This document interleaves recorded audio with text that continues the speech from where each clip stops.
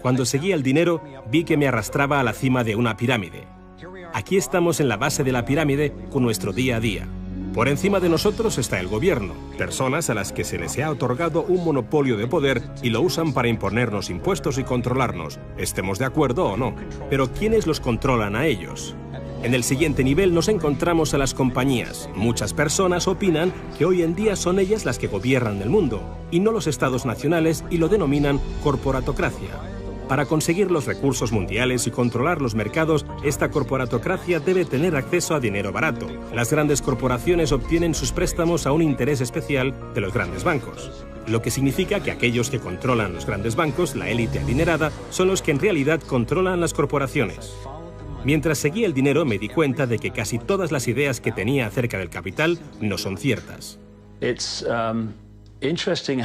Es curioso el hecho de que nos planteamos muy pocas preguntas sobre cosas cotidianas, como por ejemplo, cuando vamos a un banco y pedimos un préstamo de, digamos, $50.000 o 50.000 libras. ¿Qué pasa en realidad? Veamos. Muchas personas viven la vida basándose en unas ideas que se alejan mucho de la realidad. Lo que en realidad pasa es que si pides 50.000 libras, escriben que en tu cuenta hay 50.000 libras. Eso es todo lo que hacen.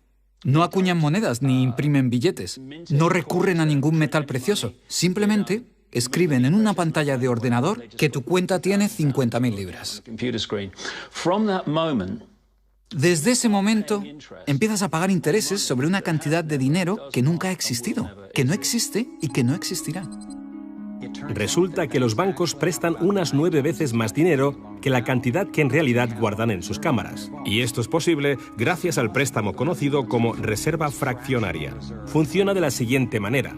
A la Reserva Federal, o al Banco Central de cualquier país, se le permite determinar la cantidad de dinero que un banco debe tener en sus reservas. En los Estados Unidos, ahora mismo es más o menos un 10%. Así que si depositas $10.000 en el banco separa el 10%, es decir, $1.000, y luego opera en el mercado con el resto. Por ejemplo, ahora llega otra persona al banco y pide un préstamo de $9.000 para comprarse un coche. En ese momento, el banco presta $9.000 del depósito que tú habías creado. Los $9.000 desaparecen. Entonces, la persona que solicita el préstamo paga al vendedor del coche y éste ingresa la cantidad en otro banco que forma parte del mismo sistema bancario central. Estos $9.000 se consideran un nuevo depósito y así continúa el proceso sucesivamente. El dinero se vuelve a depositar y se vuelve a prestar hasta que el depósito inicial de $10.000 se convierte en $100.000. El sistema bancario acaba de crear $90.000 simplemente prestando el dinero. Aparentemente todo empezó con los orfebres del siglo XVII, cuando la gente acudía a ellos para comerciar con oro. El oro era muy pesado para llevarlo de un sitio a otro, así que la gente comenzó a guardarlo en cámaras y comerciaba con recibos. Aquellos recibos fueron los primeros billetes. Como solo unos pocos retiraban su oro en momentos determinados, los dueños de las cámaras, básicamente los nuevos banqueros, empezaron a crear recibos de oro que en realidad no tenían. Entonces prestaban esos recibos y les aplicaban unos intereses al dinero prestado, al oro, que en realidad no tenían. Así nació nuestro sistema de reserva fraccionaria. En este sistema, los banqueros consiguen hacer dinero de donde no hay nada, mientras que el resto de nosotros tenemos que trabajar para ganárnoslo. Esto ha provocado una forma moderna de servidumbre donde la masa de la sociedad trabaja para pagar su deuda con los bancos.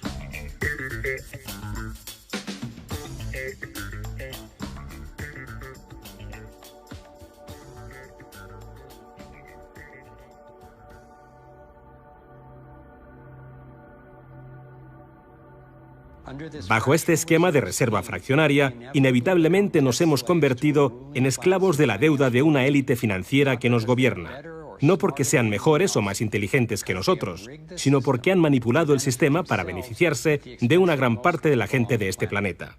Catherine Austin Fitts es experta en este tema. Fue ayudante del Departamento de Vivienda y Desarrollo Urbano de Estados Unidos bajo el mandato del presidente George Bush Sr. y luego asesora de la administración de Clinton. Imaginemos el juego del Monopoly. Ahora quieres comprar el Paseo del Prado. Lo que puedo hacer continuamente es imprimir dinero, darme más y más dinero, disminuir el valor de tu moneda al imprimir cada vez más. Da igual lo duro que estés trabajando o el éxito que tengas. Al final, siempre te puedo comprar y no me cuesta nada. Pero ¿cómo se explica que si vosotros o yo mismo fabricamos billetes, se nos acuse de falsificación? Pero si lo hacen los bancos, entonces sea un incremento de la masa monetaria. ¿Cómo han conseguido los bancos este poder?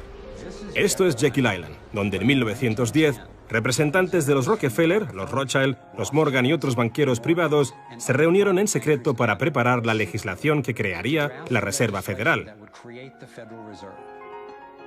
Ed Griffin se encargó literalmente de escribir un libro sobre lo que pasó en Jekyll Island. Los bancos centrales son como carteles bancarios, quienes se han asociado con los respectivos gobiernos de los países donde operan y se les ha otorgado un poder monopolístico sobre la creación del suministro monetario del país. Eso fue lo que los políticos les ofrecieron como regalo, se podría decir, a cambio de la asociación. Y a cambio, ¿qué ofrecen los banqueros a los políticos? Les prometen crear dinero de la nada, ahora que tienen esa potestad para hacerlo cada vez que el gobierno lo necesite. Y desde 2008 hemos presenciado la mayor impresión de dinero falso de la historia. La prestidigitación financiera disfraza los costes, esconde a quien debemos culpar y nos deja como esclavos de la deuda trabajando para pagar las facturas. Me ha chocado el hecho de que en el mismo año en que se creó la Reserva Federal, en 1913, se creara también el Servicio de Impuestos Internos, y desde entonces se estableció el impuesto sobre la renta. Así que todos nosotros tenemos que pagar la deuda de los políticos con intereses a los banqueros.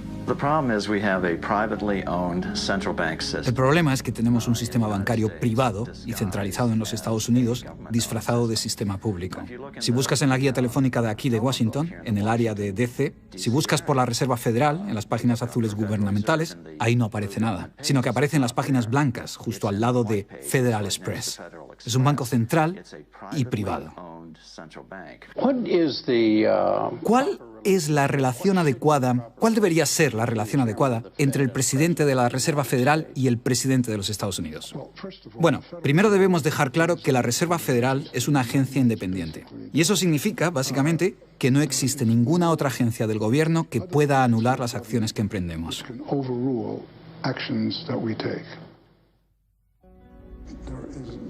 Que no existe ninguna otra agencia del gobierno que pueda anular las acciones que emprendemos.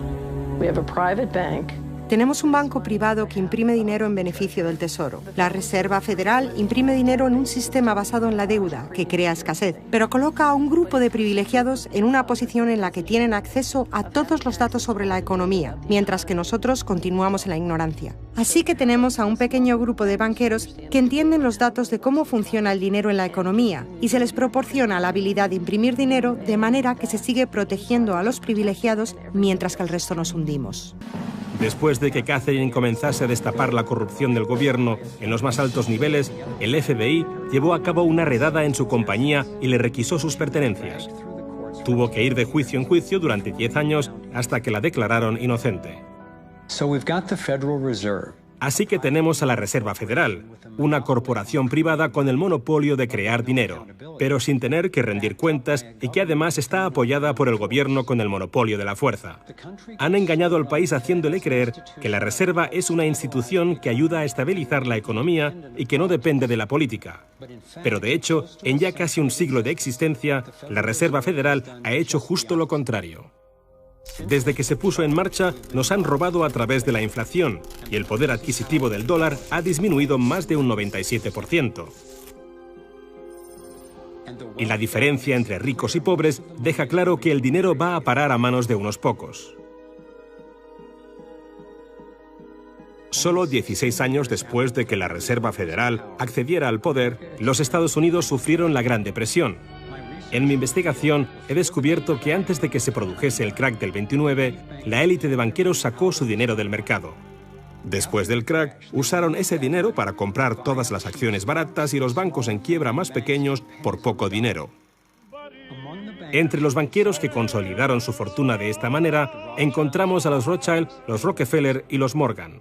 Un caso similar sucedió con el colapso financiero de 2008, en el que de nuevo se volvían a beneficiar los mismos banqueros.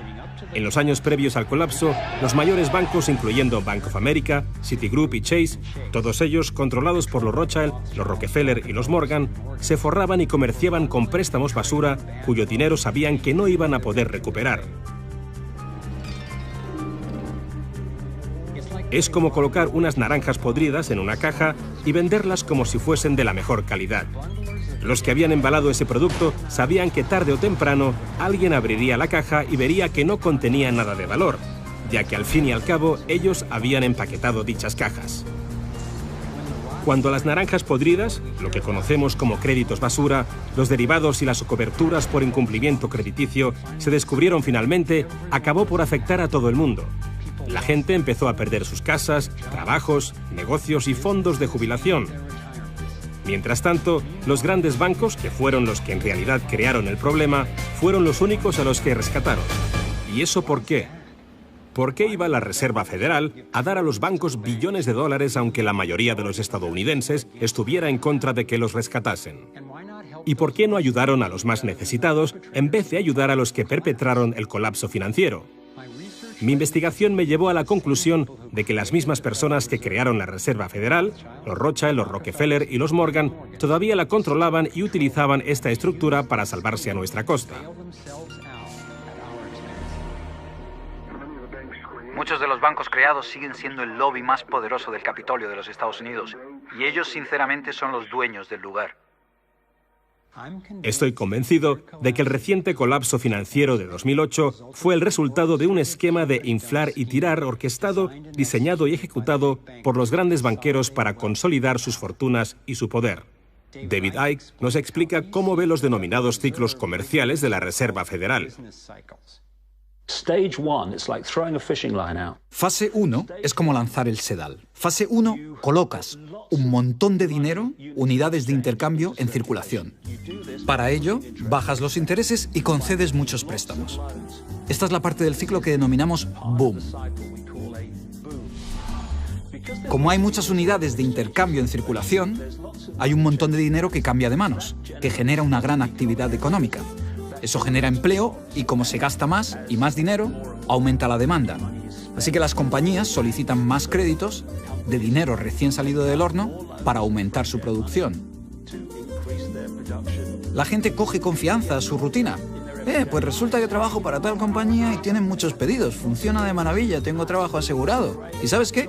Estoy pensando en comprar una casa más grande. Luego empiezan a cambiar. Lo que hacen es tirar del sedal. Suben los tipos de interés. Ahora, cada vez hay menos personas que consiguen los créditos porque las condiciones de concesión se han endurecido.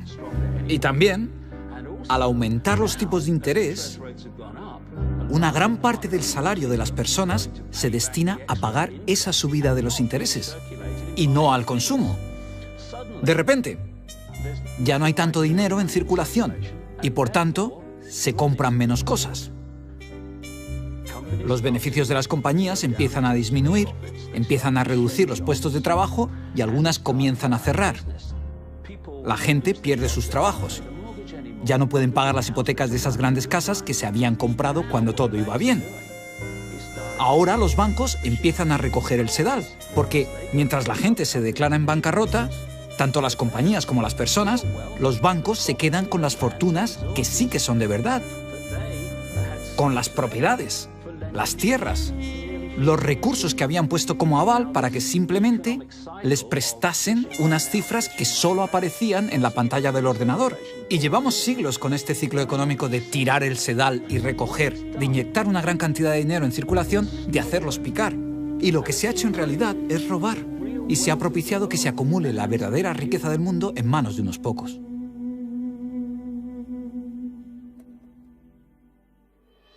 Cuando tengamos éxito, y lo tendremos, tendremos una oportunidad real de conseguir este nuevo orden mundial. Se trata de un nuevo orden mundial con retos completamente diferentes. Se puede crear un nuevo orden mundial. Es una gran oportunidad.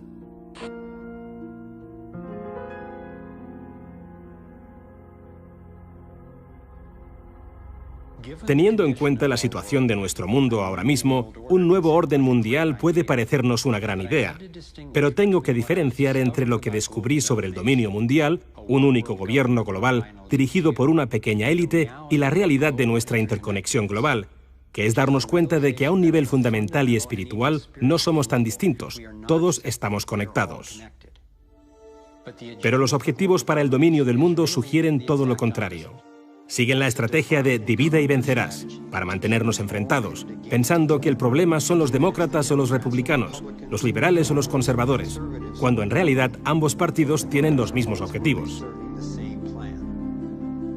Creo que nos dirigimos a un mundo totalitario, en realidad a una dictadura militar dirigido por una pequeña élite que tiene todo el poder y dicta las leyes. Si tuviesen éxito, no habría lugar al que huir o dónde esconderse. Pensadlo detenidamente.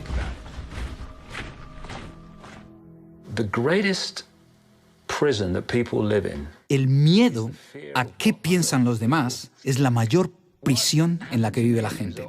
Lo que me pasó a mí como resultado de toda la ridiculización que sufrí fue que dejé a un lado ese miedo a qué puede pensar la gente de mí. Y cuando lo haces, te das cuenta de que hasta ese momento has estado viviendo en una cárcel. Y lo que me aportó fue una comprensión personal de lo fácil que es para unos pocos controlar a la gran mayoría. Lo único que tienes que hacer es dictar las normas de la sociedad. Lo que está bien y lo que está mal. Lo moral y lo inmoral. Lo bueno y lo malo. Lo sano y lo perjudicial. Lo posible y lo imposible. Y construyes lo que yo llamo una zona libre de problemas. Y si vives la vida dentro de esos parámetros de percepción, de creencias, y lo que dices y piensas encaja en eso, entonces la gente te dejará en paz, porque eres normal. Pero cuando te sales de ahí y empiezas a manifestar tus propias opiniones, lo que han creado los iluminados de Baviera es una población de guardias de la prisión que saltarán sobre aquellos que intenten salirse de la norma. Resulta interesante cuando alcanzas los límites de esa zona libre de problemas con tus opiniones y pensamientos. No estás pensando, si lo hago, ¿qué pensará el director del Banco Mundial? ¿Qué dirá? No, lo que pensamos es, ¿qué pensará mi madre? O los tíos del bar o mis compañeros de trabajo, ¿qué dirán? Y lo que han conseguido los iluminados de Baviera, al crear estas normas, es un ejército enorme de personas que se imponen dichas normas las unas a las otras.